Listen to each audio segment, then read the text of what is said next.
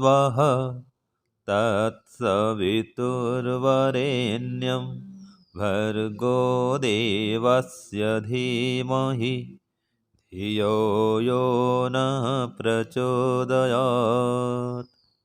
हे ईश्वर, हम यह पठन पाठन आपको प्राप्त करने और कराने के लिए साधन के रूप में करने जा रहे हैं।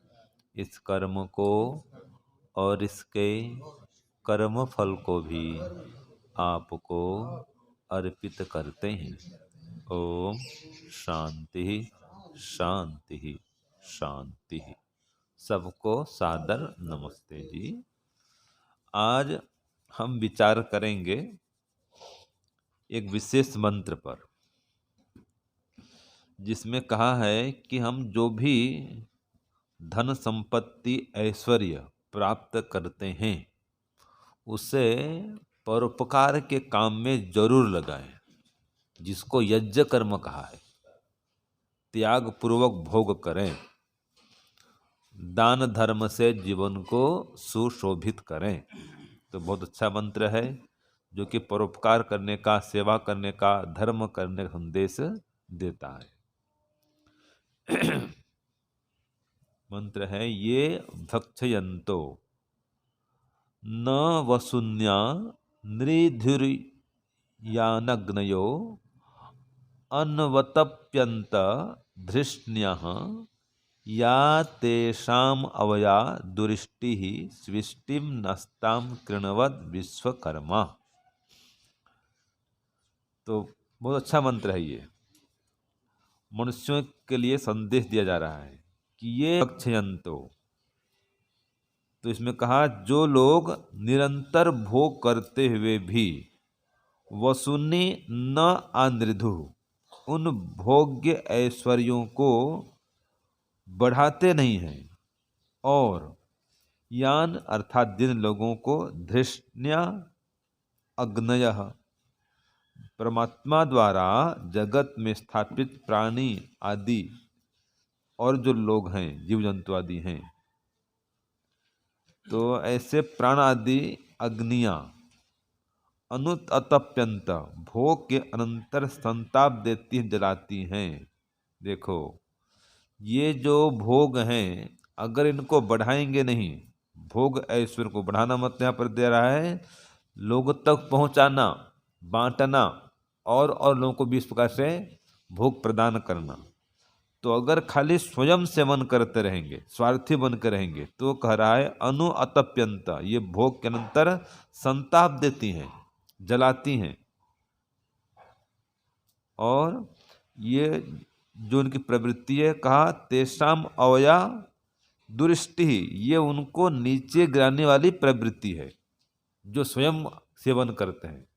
फिर कहा ये दुष्ट यजन है, ये अच्छा व्यवहार नहीं है कि स्वयं खाली खाते रहो, स्वयं खाली भोग बढ़ाते रहो, स्वयं उसका सेवन करते रहो। तो दूसरों के लिए भी भोग बढ़ाओ, ये मंत्र कह रहा है। खुद भी सेवन करो और दूसरों को भी बांटो। तो इसको सृष्टिम करो। सृष्टि माने सुंदर यजन करो, सुंदर इष्टि, ठीक यजन, अर्थात इसको सुप्रवृत्ति में, परोपकार में लगाओ। इसको जो धन ऐश्वर्य आपने प्राप्त किया है उसको। तो इस प्रकार से परमपिता परमात्मा जो विश्वकर्मा हैं, वे परमपिता परमात्मा परमेश्वर उस धन को या उस संपत्ति को ठीक यजन के रूप में कृणवत कर दे। तो प्रार्थना है कि लोगों में जो धन है उस धन को परमात्मा क्या करे, सुप्रवृत्ति में नियोजित कर दे, अर्थात ऐसी प्रेरणा करे लोगों को। तो परमात्मा तो प्रेरणा करता है भाई, जगह जगह प्रेरणा करता है।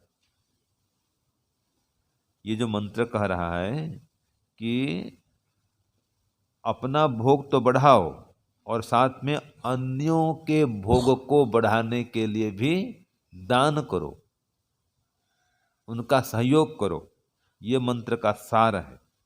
और जो केवल अपना ही भोग बढ़ाते रहता है, इसलिए कहा उसको अनुअतप्यंत, ऐसे स्वार्थी व्यक्तियों को वे धन, वे भोग, वे ऐश्वर्य संताप देती हैं।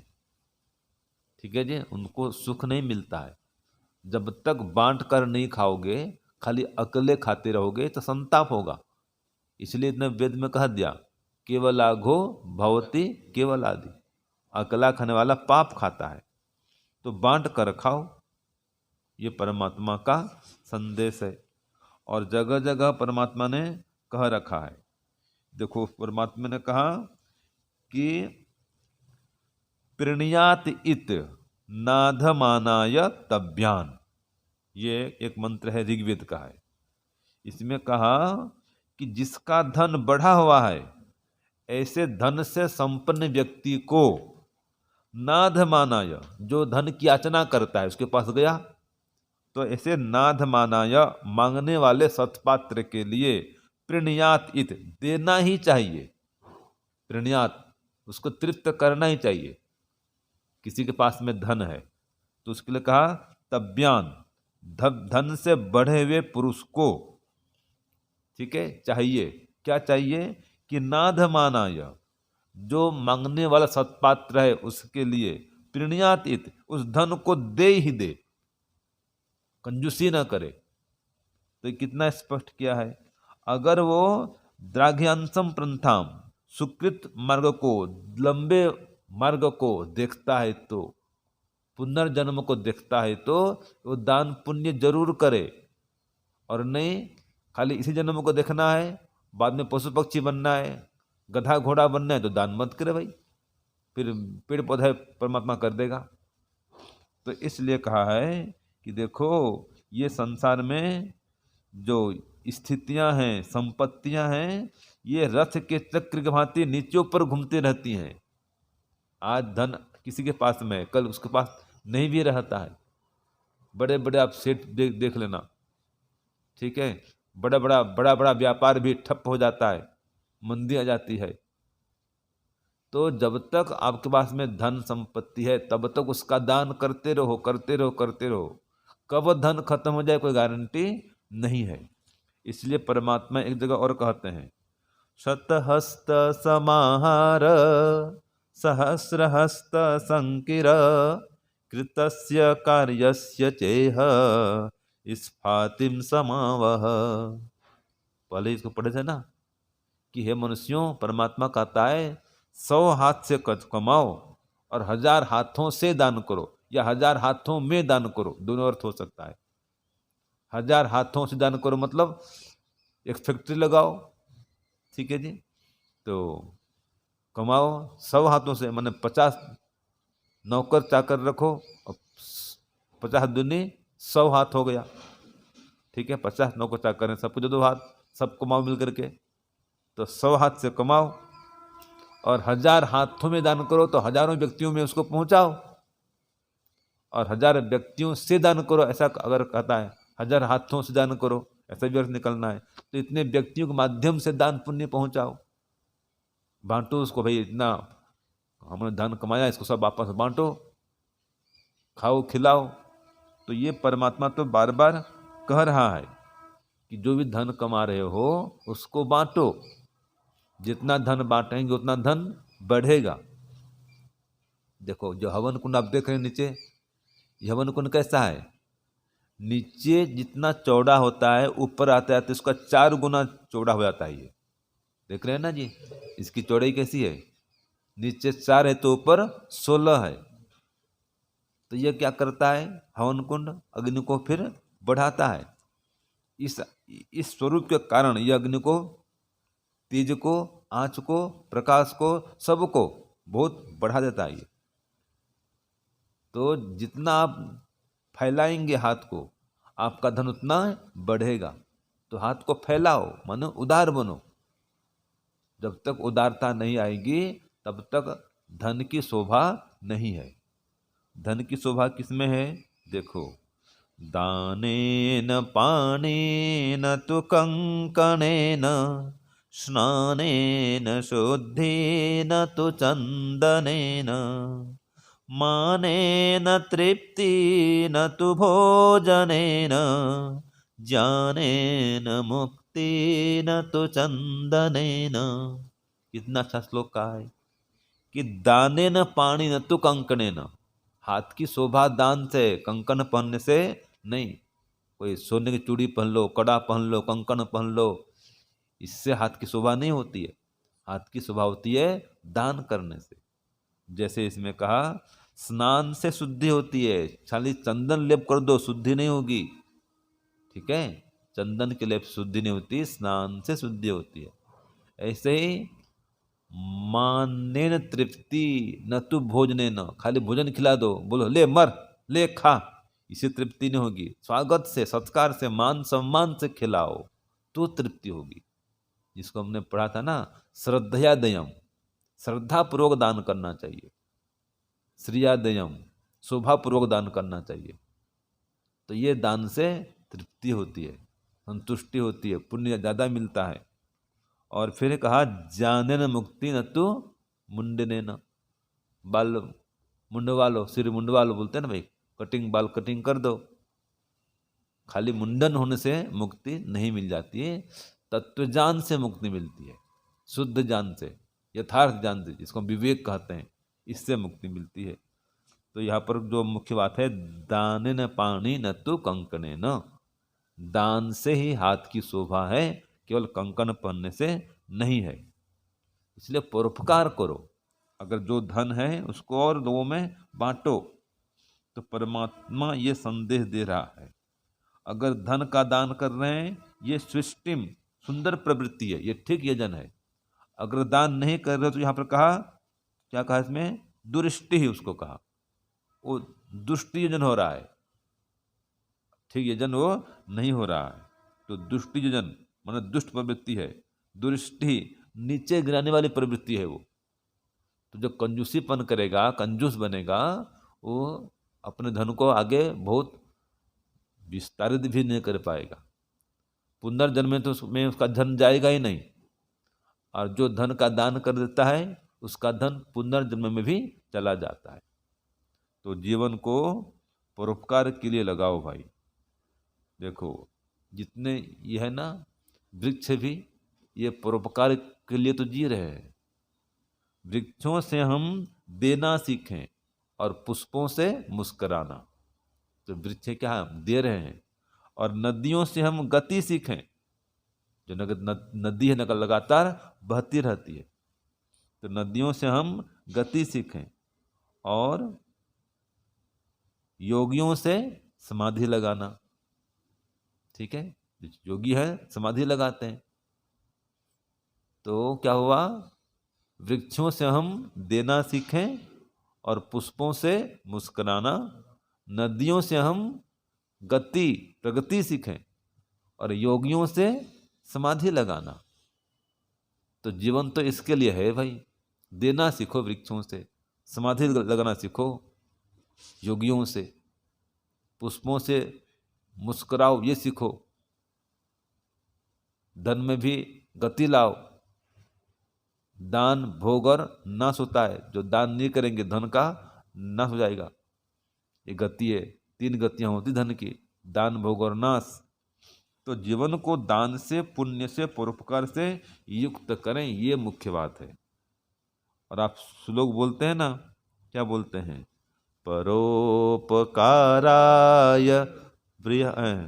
फलन्ति वृक्षा, परोपकाराय वहन्ति नद्या, परोपकाराय दुहन्ति गावः, परोपकारार्थमिदं शरीरम। देखो कितने श्लोक हैं, कितने मंत्र हैं, कितनी सूक्तियां हैं, ये संदेश दे रही है वे परोपकारी बनो। इसी के लिए जीवन है। नदियां परोपकार के लिए बह रही हैं, वृक्ष परोपकार के लिए फल रहे हैं, और गौ माताएं परोपकार के लिए दूध देती हैं। तो जीवन भी हमारा परोपकार के लिए है। तो ये जगह जगह संदेश आपको मिलेगा। तो हम धन संपत्ति प्राप्त करके उसका सदुपयोग करें, उसका सुइष्टि करें। सुइष्टि माने दान, संगतिकरण और देव पूजा में धन को लगाएं। दान में लगाएं, पहला काम है। फिर संगतिकरण, संगठन के लिए लगाएं, एकता के सूत्र के लिए, सबको सुख पहुंचाने के लिए धन का प्रयोग करें। और देव पूजा, यज्ञ हवन के लिए धन का उपयोग करें। ये देव यज्ञ हैं, ये देव पूजा से होती है, तो यज्ञ के लिए धन का प्रयोग करें। संत महात्मा जो विद्वान गण हैं वो भी देव हैं, विद्वान सहवे देवा, उनकी सेवा के लिए धन का प्रयोग करें। तो संत महात्माओं को खिलाएं पिलाएं, तृप्त करें उनको, वो भी धन का सदुपयोग है। तो ऐसे ऐसे कामों में धन का सदुपयोग करें। जब तक आप धन का सदुपयोग नहीं करेंगे, ये धन दुष्टि हो जाएगा, आपका ठीक यजन नहीं होगा, ये धन आपको नीचे गिराने वाला होगा। तो धन का सदुपयोग करो। जगह जगह ये प्रमाण मिलता है, वेद में मिलता है और शास्त्रों में मिलता है कि धन खूब कमाओ, मना नहीं है, लेकिन इस धन को कमा करके अच्छे कार्यों में लगाओ भी। जिसे कहा गया है दक्षिणावंतः अमृतम भजन्ते, जो दान दक्षिणा देते हैं वो अमृत लोक को प्राप्त करते हैं, पुण्यमय लोक को प्राप्त करते हैं। तो जगह जगह सूक्तियाँ आपको मिलेंगी, जगह जगह प्रमाण मिलेगा कि धन का प्रयोग सत्कार्यों में करो। और कई सूक्तियाँ और भी है, देखो, उत्तोरहि प्रणतो नोपद्यस्यति, जो धन का दान करता है उसका दान घटता नहीं है। ठीक है, वो मैं दुहा बोलता हूँ ना, कौन सा दुहा है कि चिड़ी चोंच भर ले गई, नदी न घटयो नीर, दान दिया धन ना घटे, कह गए दास कबीरो भक्तों, कह गए दास कबीर। इसका प्रमाण आचार्य जी, दान दिया धन ना घटे, प्रमाण कहाँ मिला? ये मिला, उतो रही प्रणतो नोपदस्यति, कि दानी का धन घटता नहीं है। ऋग्वेद 10:117-1। तो जितना धन का दान करोगे आपको धन घटेगा नहीं, वेद कहता है ये। ठीक है, और जो और हमने भी पढ़ा था, दान ने पाणी न तो कंकने न, वेद वैसे कहता है कि करो यत्र वरिवो बाधिताय, कि जो हाथ है ना, जो पीड़ितों की सहायता के लिए तत्पर होता है, वही हाथ सर्वश्रेष्ठ है, वो हाथ उत्कृष्ट है, जो परोपकार की सेवा के लिए आगे बढ़ता है। तो हाथ की शोभा तो इसमें है भाई, परोपकार के लिए आगे बढ़ाओ हाथ को। शरीर भी ऐसा ही है, यमते यज्ञया तनु, जो शरीर है किसके लिए है? यज्ञ कार्य के लिए है, परोपकार के लिए है। तो जीवन सारा परोपकार के लिए है। तो जिसका जीवन इस प्रकार परोपकार के लिए, यज्ञ के लिए, धर्म के लिए लग गया, समझो उसका जीवन सफल हो गया।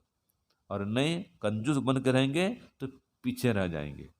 कंजूस कभी आगे नहीं बढ़ता है, ये भी वेद में कहा गया है कि पिणन्नापि पिणतम भी, कंजूस पीछे रह जाते हैं और दानी आगे बढ़ जाते हैं। तो वेद मंत्र का सार यही है कि सुष्टि करें, ठीक है, दुष्टि नहीं करें, धन का सदुपयोग करें, धन खूब कमाओ, मना नहीं है। वेद कहता है ना, वयम श्याम पतयो रईनाम, हम धन संपत्ति के स्वामी बने, लेकिन उस धन को फिर परोपकार में लगाएं। जब तक तो परोपकार में नहीं लगाएंगे, वो धन आपको नीचे गिराएगा, पतन कराएगा। तो धन का सदुपयोग करें, परोपकार के लिए धन का प्रयोग करें और स्वार्थी बन करके नहीं रहे। ये आज के मंत्र का सार है। ओम शांति ओम शम। सबको सादर नमस्ते जी।